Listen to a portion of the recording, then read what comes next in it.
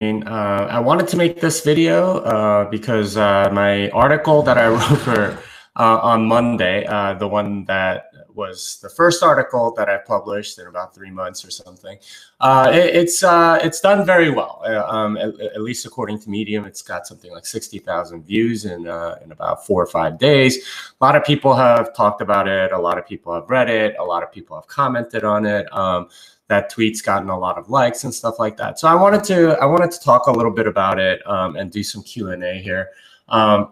Obviously, there's a lot of things going on in Bitcoin, and obviously there was the deconomy stuff. So yeah, I wanted to connect with you guys because I don't get to do this all that often. I want to make it kind of a regular thing where I at least give you guys a chance to connect and ask me questions that you might have. But anyway, let's get to the article. I just want to share it real quick. Let me, where is it on this thing? For some reason it's not showing. So let me just share the entire screen. There it is. All right. So this is the article that I wrote, why Bitcoin is different. It talks about how Bitcoin is really the big innovation. All of these other things like ICOs and altcoins and hard forks and things like that, they're all not real innovations. They're just sort of small modifications on the giant innovation that is Bitcoin. I go on to argue that the thing that makes Bitcoin different isn't just that it was the giant leap forward, but because of the network effect, which Bitcoin certainly has, and because of the decentralized aspect, which no other coin has. A lot of snarky remarks about how, people are thinking the same thing about MySpace or Yahoo or something like that. Neither of those had the network effect in the same way that Bitcoin does. You have decentralization. Like with something like MySpace, you have features that are very important. With something like currency, features aren't the important things. It's actually security that's the most important thing. This is an idea that I've had for a while, but technology, especially when you have something that does one thing very, very well, which Bitcoin definitely does. It's perfect when you have nothing left to take away, not when you're constantly adding stuff. So for me, that's what makes Bitcoin Bitcoin. It's a lot better in many other ways as well. A lot of the innovations, quote unquote, from other coins actually come from Bitcoin itself, and it's not really necessarily anything interesting. And that was the point of the article. Anyway, it's gotten some interesting feedback. I've read a lot of it, and there's a lot of different responses. Could tell it's done pretty well. So I'm very happy about that. Some other things that people might be asking about is what about miner centralization and things like that. I have an article coming out later this week to talk about that. Well, not this week. It'll be Monday, I think. I'll publish it then and talk about my thoughts with regard to miner centralization. But it's interesting how this article has been received, and I do want to sort of talk a little bit about why I wrote this article. Part of it, I was a little bit hesitant to write this sort of article because I thought it was all pretty obvious, right? Like, why is Bitcoin different? I've been saying this for the better part of the last year. You have the network effect, and you have decentralization, which nobody else has. But I've begun to realize, especially through my trip in Asia, that not a lot of people know that. And it's because they've entered the crypto space in the last like 6 to 8 months. And of course, for them, it's hard to tell what the difference between, say, Bitcoin and Ethereum are. Like they just hear sort of little sound bites. Oh, they got smart contracts, and they don't recognize that Bitcoin also has smart contracts. It's just much more secure, and it's not Turing complete, and for good reason. And they think, oh, okay, well, all this new stuff is better. With technology, what's new is better, et cetera, et cetera. That's not necessarily true, because Bitcoin occupies this interesting space in between technology and money. And one of the big properties of money that you really need in order for it to be useful is durability, is stability, it's unchangeability. It's the ability to know that if you have X amount now, that in the future you will still have X amount, and that's something that you really need to think more about. Anyway, yeah, as a result of going through Asia and talking to a lot of people, I wanted to make this case clear, because there are enough people that are new to the space that can't tell the difference, and that was what inspired this article. Is, hey, you know what? There are a lot of people in Japan, Korea, Hong Kong, China that can't tell, and frankly, people in the U.S. and Europe too that are fairly new to the space, that can't tell the difference between Tron and Bitcoin, that really are intimidated by the tech. So that's why I put the argument in these terms. It's I don't dive too deep into the technicals. Instead, I stay at a level that's very easily understood, hopefully, by people that are reading it. Anyway, let's take a look at some questions, and then it's okay if there aren't that many. Let's see. Why is it a good thing that Satoshi is gone if Bitcoin is decentralized by design? No single point of failure. Wouldn't it be good to have him around? Excellent question. So the fact that he left. So here's the thing that's happened in a lot of these altcoins, is that the creator is not perfect, right? Like they're fallible human beings, and they tend to advocate for a certain thing, and they get it, because who's going to argue with the creator of something, right? Like, are you going to argue with James Naismith about the rules of basketball? Not really. Yeah, there's an authority that naturally comes from being the creator. And that authority is exactly against the spirit of Bitcoin. And I'm not sure if Satoshi did this purposefully or whatever. But the fact that Satoshi left has sort of created this authority vacuum, which has since become more of a meritocracy. If you've contributed a lot to Bitcoin, then you have more of a say in sort of figuring out what to develop and so on. And if you're kind of a poor coder, and maybe you get kicked out of core development, then I mean that too was because you weren't a very you didn't contribute as much. I mean that may seem political to some people, and I don't doubt that there's at least a little bit of that in there.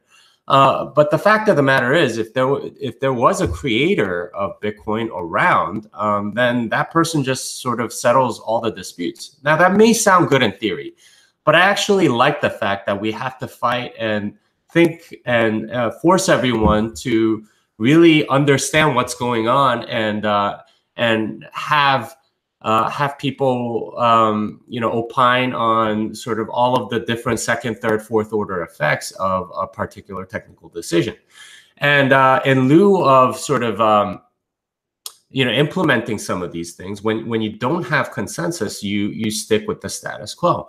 And that's exactly the sort of behavior you want out of a currency. You don't want things to change very often. And when they do, it should be overwhelmingly positive, the reason why you do. And that's more or less how things have gone in Bitcoin. I mean, SegWit withstanding a little bit. But even that, we had a peaceful resolution, more or less, because the people that didn't like SegWit went over to Bitcoin Cash. And I think that's a beautiful, wonderful thing. The fact that they went over to their own coin instead of sort of, being forced to stick with something that they didn't like, that's a good thing. I like that people that, complain or whatever about something can have a choice. And they took their choice, and are, you know, living with the consequences of that choice. And that's a good thing. I want that to happen. I want more of that to happen rather than sort of a diktat from above. We don't want a king in Bitcoin. We don't like that. And that's why as much as, you know, it would have been nice to have Satoshi around, like just even for interviewing purposes or something. The fact that Satoshi is not around is a very good thing, because it makes it a lot more about Bitcoin itself and less about the person. And that's something that I've noticed over the years. And when we talk about, you know, just technology or art or entertainment or anything, is that the focus way too often just becomes all about the person and not about their work. I mean, this is partly why I really don't like modern art very much. It's not at all about the art. It's all about the artist. And frankly, I'm not that interested in the artist. I'd rather, you know, think more about the art and what it represents rather than, you know, the narcissism of the artist. And, you know, the media sort of takes us sort of towards that direction and makes it more about the personalities of the people involved rather than the actual thing. And by disappearing, Satoshi's more or less done that. People can still speculate about who Satoshi is, but, you know, we all know that that doesn't really matter that much. It's more about Bitcoin itself. And I think it's very selfless what Satoshi did, just sort of, you know, stepping back and letting it grow on its own. And that's the hope of every, I think, parent. And if you have kids, this is certainly true. It's that you want your kids to be their own people. You don't want them to be like your clones or your puppets or anything like that. You want them to be them. And your job as a parent is to help them become the best them that they can be. And, you know, sometimes that means letting them make their own mistakes. Sometimes that means doing things that you know, they'll make decisions that you don't necessarily agree with. But it's all part of the maturing process. And I feel the same way about Satoshi and Bitcoin. Satoshi put us in a position to really develop on our own. And that, I think, is more valuable than, say, his input. All right, so let's see the next one. Could we just buy, sell Monero with BTC instead of doing a coin join in order to anonymize BTC? Possibly. Obviously, it depends on where you trade Monero, because that then becomes sort of a single point of failure. If you have to register on an exchange, you at least have to give them an email address or something. Even if you use something like Shapeshift, they're possibly logging your IP address and can link the Bitcoin addresses and things like that. So yeah, I don't know. It's possible you could do it that way. But yeah, it's very difficult to tell because there are always holes in these schemes. All right. Is Ethereum Classic valuable just like Bitcoin for its immutability? Well, Ethereum Classic doesn't have the network effect. Like, very few people use it, as far as I can tell. I mean, maybe there are people that use it as a store of value. I don't know. The other thing about Ethereum Classic is that it's still more or less led by you know, that one dev team. So I don't see it as really decentralized. So I don't think it's nearly as valuable. Though you know, it might be a little more valuable than Ethereum because it's at least stuck to some principle there. Let's see. What is your take on Roger Ver's opinion where he claimed that Bitcoin core devs no longer control the original keys left behind by Satoshi? Instead, the company Blockstream has full control. I think that's a ridiculous conspiracy theory. If you know anything about core development, you know that Blockstream, I mean, they certainly contribute to core development, but they're by no means the majority or even a significant minority. There's core devs from all over the world, many of whom don't work on for companies or anything. There's MIT DCI, there's Chain Code Labs. They're there are people funded from Coinbase, blockchain.info, lots of different companies. So it's kind of it's an assertion without any evidence. So hey, like this is the thing about conspiracy theories that's very frustrating, is that you can't disprove it because they just come up with a new way in which I don't know. So the conspiracy theory could have happened. Then yeah, it's a game of whack-a-mole. I just think it's kind of stupid. All right, let's see here. Yeah, back to full screen over here. Let's see.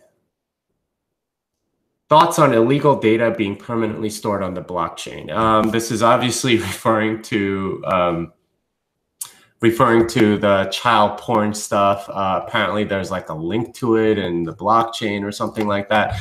Doesn't really matter if you order to get at it. Here, let me show you what sort of things are in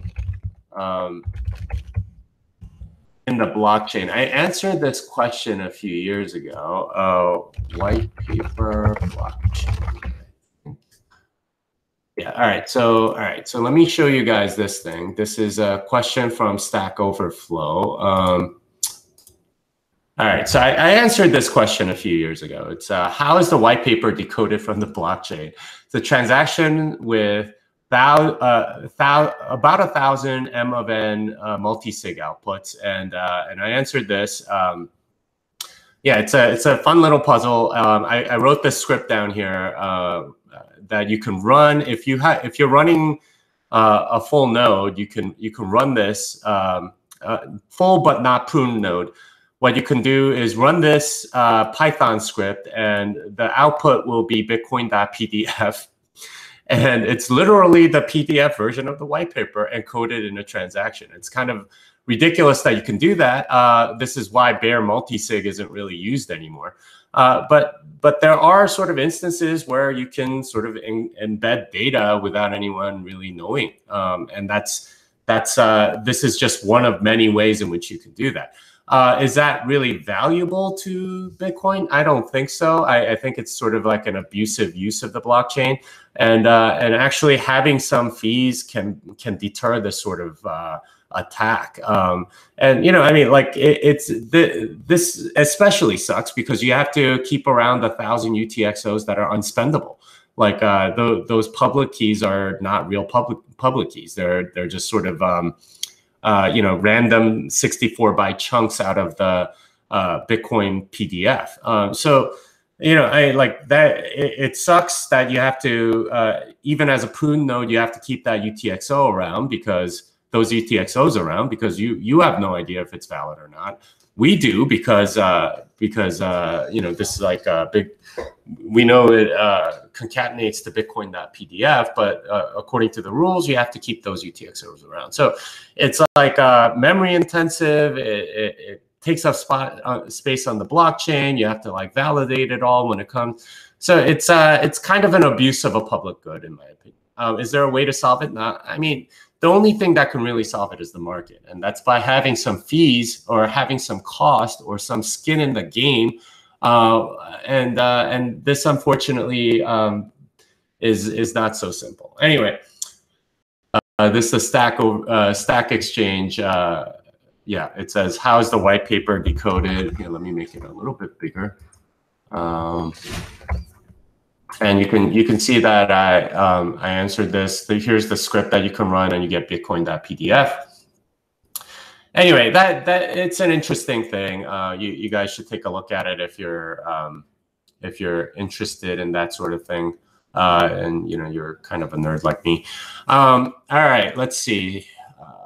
Satoshi didn't step back. All right, where is the cowboy hat? Right here. Okay. It's now for O'Reilly. yeah, and I'm about halfway through. I just have to hunker down and keep writing it. So like halfway through my first draft. So I have to finish my first draft. Then I have to go and edit the hell out of it. And I have to add all these diagrams and exercises and stuff. And that's hopefully I can keep working on that. Yeah. Will Bitcoin ever be completely anonymous? It's possible. I don't think it'll be really completely anonymous though. Let's see. All right, where's Doug Polk hiding? Last I heard, he was on vacation in Hawaii or something. I don't know. I think he's back though. What's the next biggest hurdle for Bitcoin? It's a good question. There's hurdle obviously is the lack of developers. I think that's almost a constant source of angst for pretty much everybody that's in this space. How's that going to get resolved? I'm not really sure. But I mean, the nice thing is Bitcoin is anti-fragile. So, all right. Anyway, thanks for watching, guys. It's been fun. I do enjoy doing these little chats and Q&As and stuff like that. Watch for my article coming out on Monday. It'll be about mining centralization. Hopefully you guys like it as much as you did this previous one. Thank you guys so much for just watching and retweeting and replying and all that stuff. And it really does sort of help me to read all that stuff and see how you guys are engaged and things like that. Anyway,